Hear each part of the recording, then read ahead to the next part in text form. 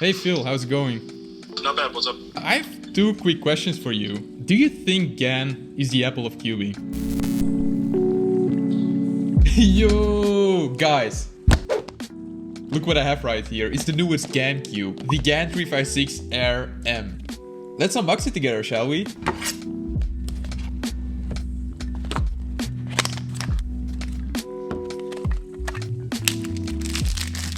First turns.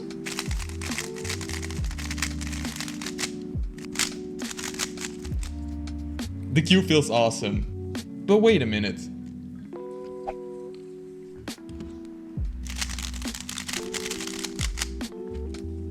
It feels just the same as my XS. And that's because they pretty much are. The RM is essentially just the XS without adjustable magnets. In the same way that the 356M is the same as the 356X without swappable magnets. It's confusing, right? Now, the release of the 356RM resulted in some mixed opinions. Since Gan has just been releasing so many cubes lately, it just doesn't sound like something Gan, the apple of cubes, would release. Let's talk about that for a second. People really consider Gan to be the apple of cubing. I even asked you guys on Instagram right before this video if it is really the case. Is Gan really the apple of cubing? And 90% of you said they were. Why is that? What makes Gan the apple of cubing? Let's figure that out. I'm going to take the time to compare both of the companies and see where they overlap. What makes them similar? What makes them different? Because maybe my conclusion is that Gan isn't the apple of cubing at all. Who knows? Just to be clear with y'all, I like Windows and Android as well. So don't start hating and be like, oh, Apple fanboy, okay? We're clear. I like all technology. Alright, let's start this off. Now, what is Apple famous for? Could it be their computer mouse? Maybe their charging cable? It is their overpriced products. Let's be real here. If you want to have a MacBook with the same specs as your Windows computer, you will definitely pay a lot more. Now, can we say the same thing about Gan cubes? I think we can. I mean, if we go to the cubicle.com, best site ever by the way, and just sort the 3x3s by price, let's skip the bundles. Oh, here's a Gan. Here's another one. Another Gan. It is pretty much all Gan. They are so expensive that I even called their $32 cube a budget cube. Knowing that we have this kind of budget cube, the M, budget cube, budget cube, budget cube. You know, Gan's budget cube is the same price as the GTS 3M, Moyu's flagship cube. So yes, I would say that we can agree that Gan cubes are generally very expensive. But here's where things get interesting. When you look at Apple's products, let's just focus on the phones right now, because phones is basically the main event of technology, right? We have an iPhone 11 Pro, their most expensive flagship cube, the Gan 356XS, an iPhone 11, a cheaper version of their flagship cube, the 356RM, an iPhone SE, a budget cube, the 356M, and then the iPhone XR, last year's model, the Gan 356X. You see the resemblance? But Gan also has a 356RS, which is super cheap in Gan standards. And Apple doesn't really have a super cheap product.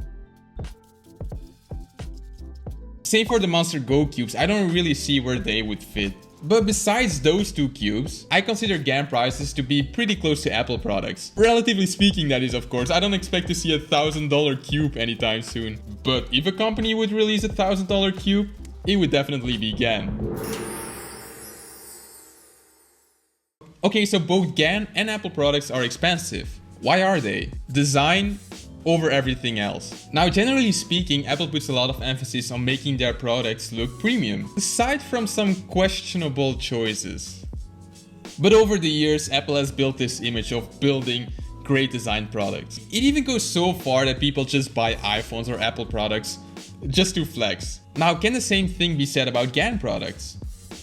I would say yes. First of all, their design is really what makes me personally like Gan cubes so much. Their premium looking and feeling plastic, gorgeous colors, black internals, and most of all, their logo.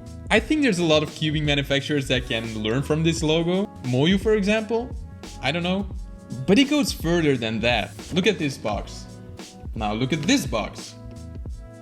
You see any resemblance? This can't be a coincidence, right? It is like Gan is just playing along right now, being the apple of cubing, and just copy-pasted the box design. I mean, even the naming and the logo is in the same position. Now, personally, I think that the design of Gan puzzles is just the best in all of cubing. I even heard that Gan is making these magnetic cores. I think they already use it in their newest Pyraminx. That's just insane. I mean, they have to be the first one to try that, and I am super excited for that. So is Gan's design equal to that of Apple? I guess in some ways it is. One note though, let's take a quick look at Apple's side. Clean, nice pictures, simple, it just looks good. Now let's take a look at Gan's side. There might be a difference in design, that Apple really cares a lot about having clean and understandable interfaces and UIs, while Gan has a lot of Chinese stuff on their site and on their pamphlets. Anyways, the next point I'm going to cover is the ecosystem. It is really what makes Apple so successful. Now, if you don't know what I mean about the ecosystem, Apple has a bunch of products, their iPhones, their AirPods, Apple Watches, the MacBooks. They have a bunch of products and they make sure that everything works together really well. With software, that is. They work so well together that once you start using them, it gets really difficult to start using different products. Let's say switching from an iPhone to an Android phone. I will leave a video in the description that talks more about this if you're interested. As for Gan, it is really difficult to do the same thing in the cubing industry. I mean, it's not like cubes are connected with each other, right? Unless you're talking about smart cubes, which they have. But what is there to build that supports this smart cube? I don't know. How about a scrambling robot?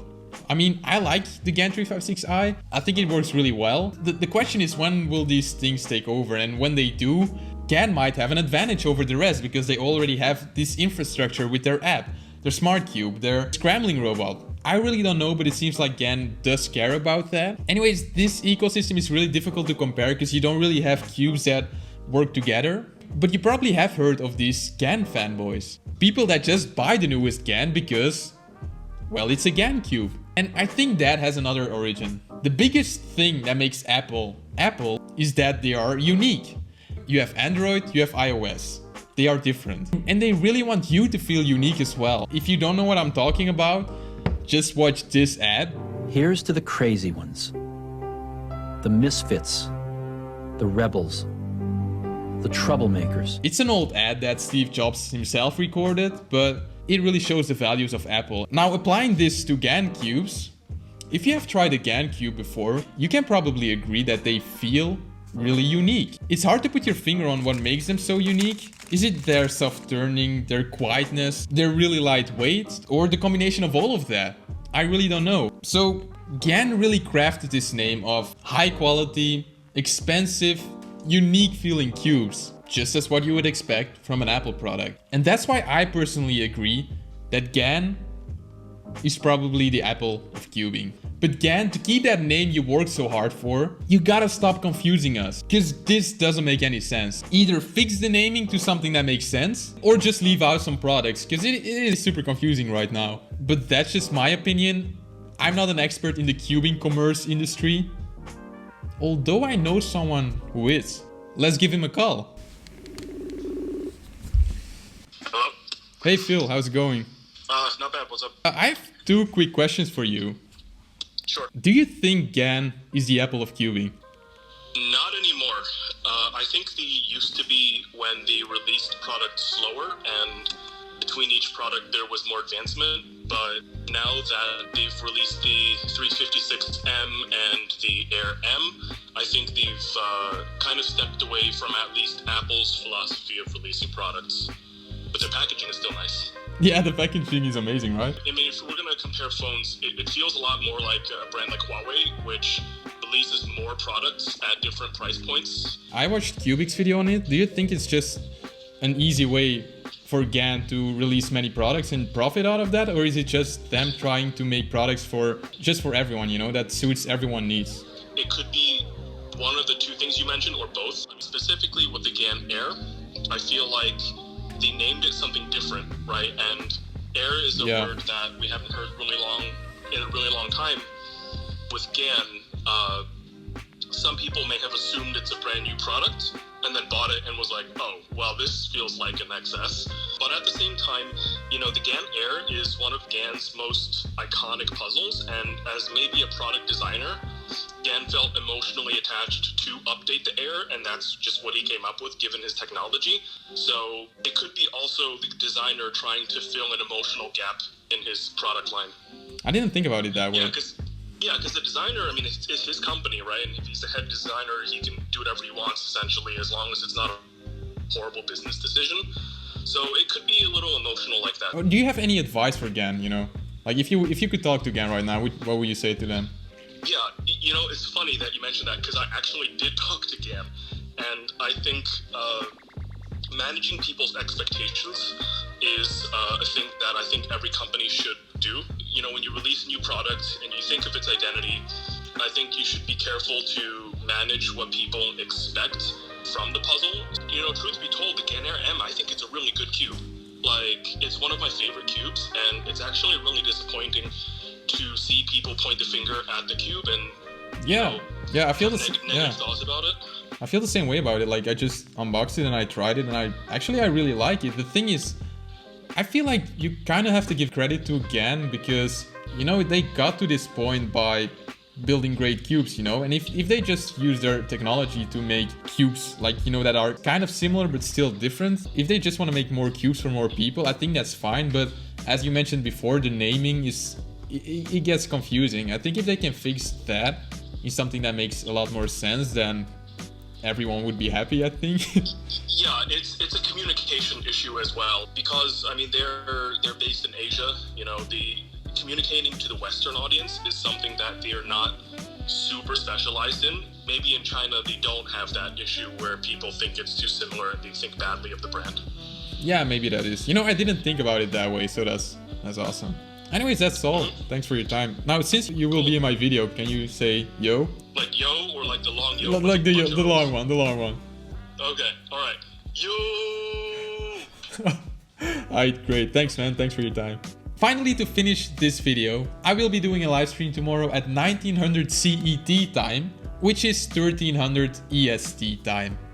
Those time zones, really. Anyways, in that live stream, we can quickly talk about the Gan cubes, what your opinion is versus mine. I will also do an average on all of the Gan cubes I own to see how my times differ. That can be interesting. It would be awesome if you could join. Just add me on Twitch at CubeHead. CubeHead without the vowels. The last live stream was just so much fun and I improved a lot of stuff. So just be there. It will be awesome. In the meantime, just let me know what you think of Gan. Are they really the Apple of cubing? Yes or no? Anyways, I hope you liked this video. If you did, please give it one. And if you want to see more of me, just subscribe. Thank you. And I guess that I will see you in the next video. Ciao.